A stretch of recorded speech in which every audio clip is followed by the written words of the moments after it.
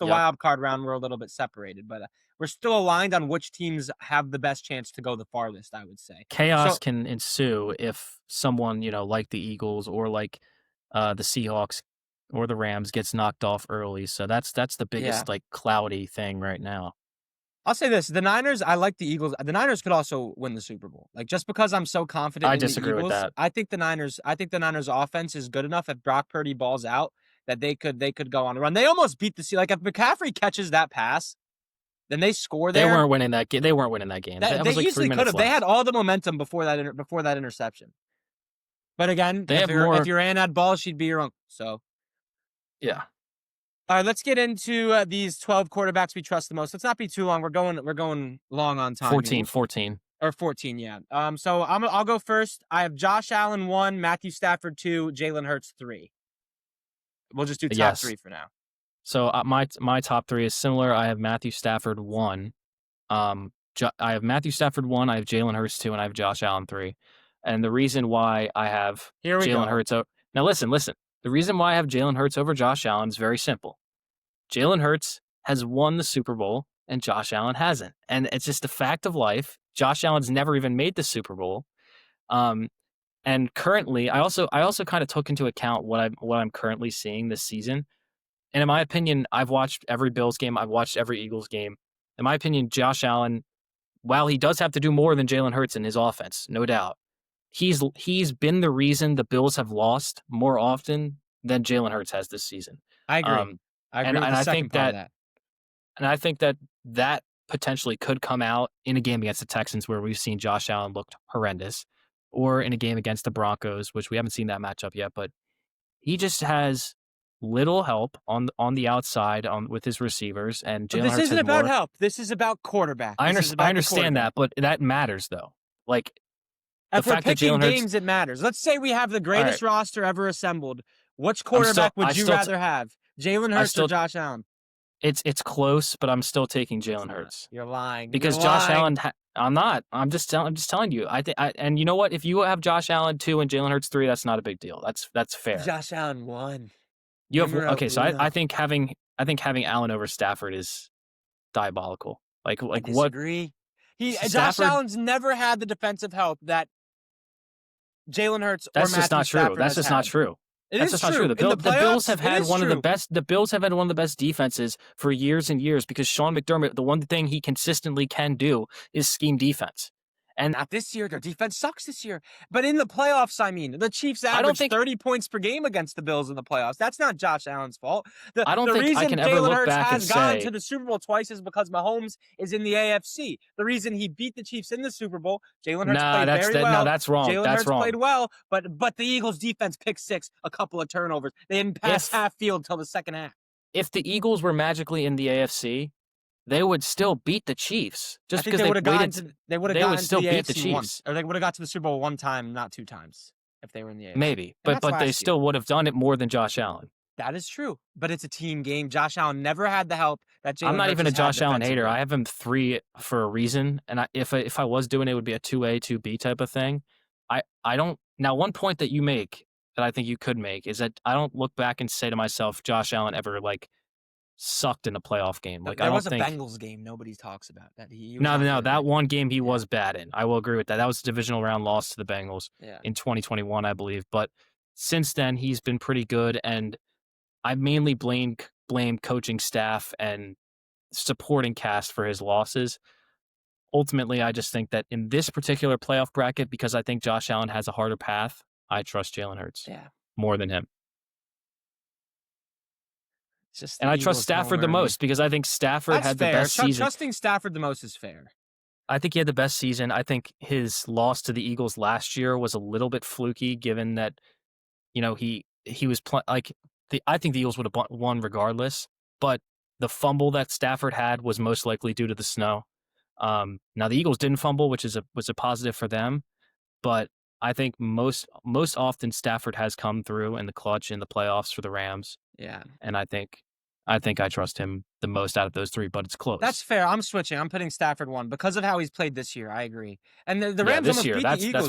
The Rams almost beat the Eagles this year. It's a block. If it was a lifetime if it was like a lifetime thing, I could see Josh Allen over Stafford, but he's just been playing so much better this season that I Yeah, think he's on a tear. that's a good point. That's valid. You see how I can concede there and move? Is it And I would be willing to concede Josh Allen over Jalen Hurts for like a neutral roster trusting in the playoffs, but I do Yeah, think Jalen Hurts deserves to be with those three, and then I think there's a clear fall off. I agree. It's those are the top three. Who do you have at four? I have a name here that I could get in real trouble for here.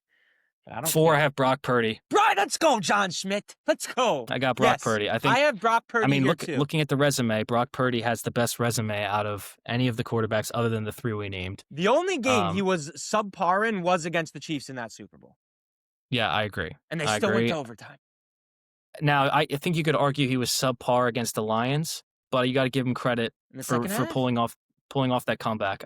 Okay, the second half touchdown he threw bounced off a guy's Brandon helmet, Ayuk. magically falls in the guy's hands. Hey man, But you know, hey, the further he we did get it. from He that did it. game, people are just going to see the box score. They're going to see one touch. They're going to see touchdown Brock Purdy.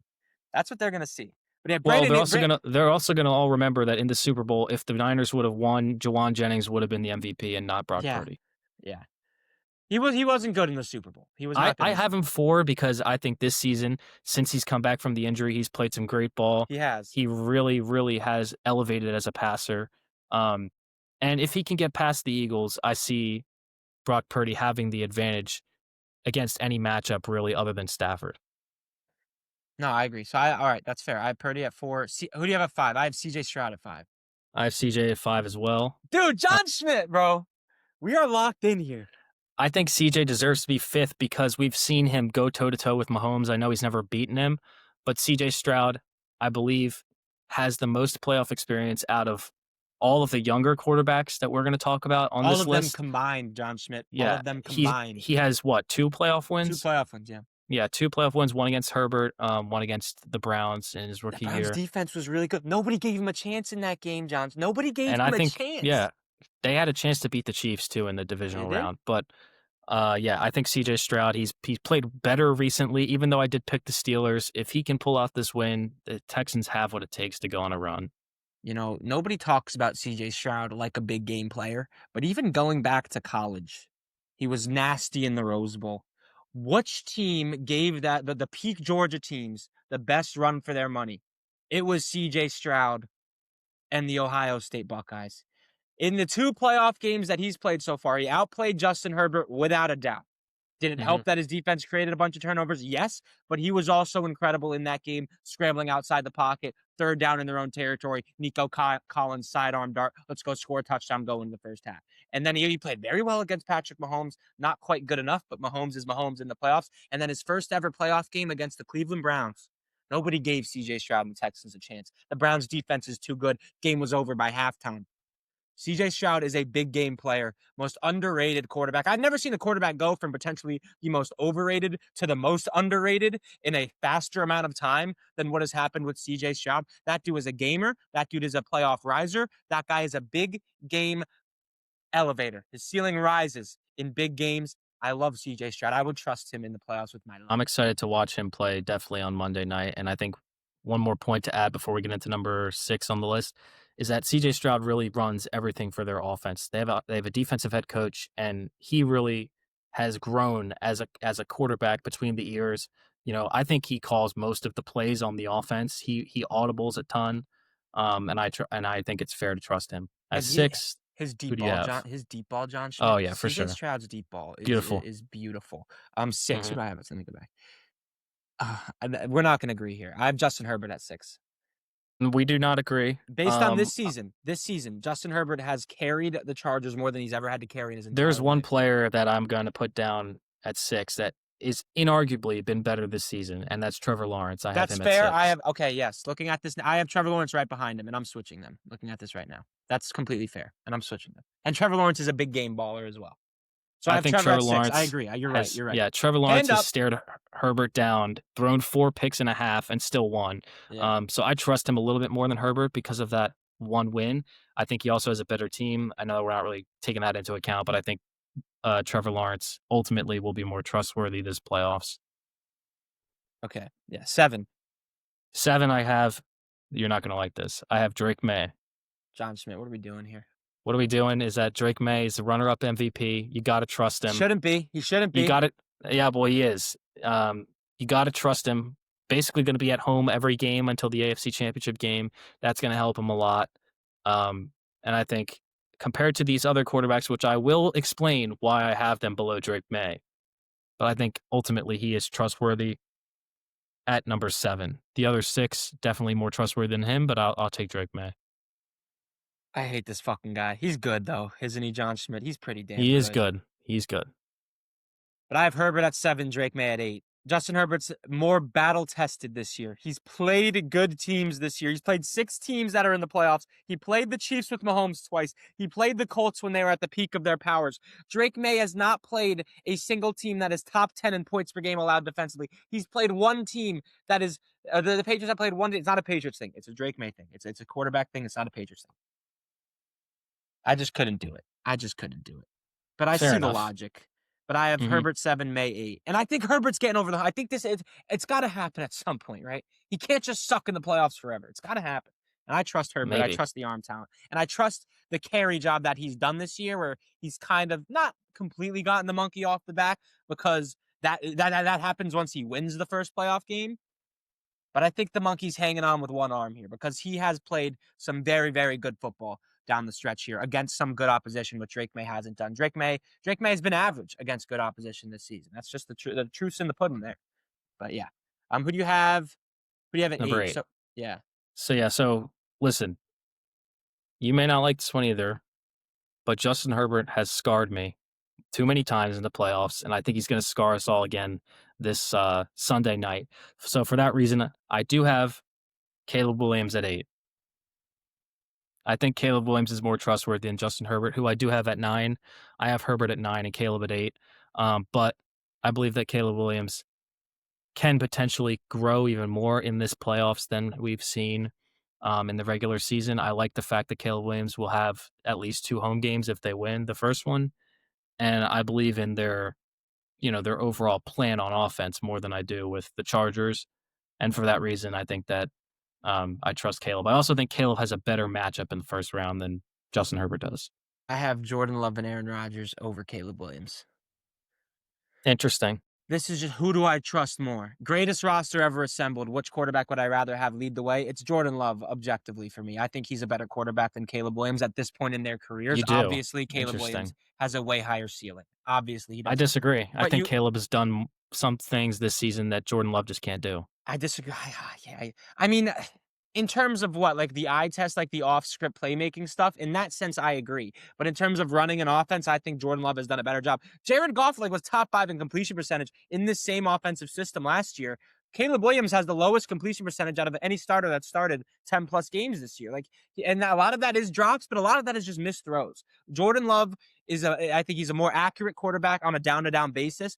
But I mean, if you're talking 2-minute drill with my life on the line, I'm taking Caleb Williams over Jordan Love. But there's also 58 other minutes in the football game, and that's why I like Jordan Love So here's the over thing: Caleb Williams. Drake May and Caleb Williams, they are high on my list. I think relatively at 7 and 8, because there's a little bit of an unknown there, as opposed to the guys That's below fair. them. I've seen those guys, all the guys below them, I've seen suck at least one point in the playoffs. So that's kind of where my mindset is with that, and I think we've also seen Jaden Daniels, their fellow draft classmate, play great in the playoffs, even though he's never been there before. Oh, he was And damn I good, think wasn't he? He was damn good, wasn't he? I think those guys can also pull something off similar to that. I think both those guys have better rosters and better head coaches than Jaden Take the Daniels did. rosters out of it, just the quarterback. I Fair, agree. okay, fair, but I just think that those two players are similar skill level to Jaden Daniels, and potentially could be, trusted in a few playoff games. I don't think So you Caleb had, is as so skilled. who did you have at I had 9? Aaron You said Rodgers over Caleb as well. you had Rodgers at 9, Caleb at 10. Rodgers at 10, Love at 9, May at 8. Okay, so I had Herbert 9. We talked about that. I have Rodgers at 10 as well. Okay, so we have I have Rodgers at 10, and then I have Caleb at 11. Who do you have at 11? I have Sam Darnold at 11. Sam Darnold over Jordan Love? Yes. This is where I can't get behind Listen, that. what the only good moment in Jordan Love's playoff career was against the Dallas Cowboys, who we know are playoff chokers. This is Dak true. Prescott Dak Prescott was throwing pick sixes left and right, and Jordan Love was playing front runner in a nice environment with the Cowboys.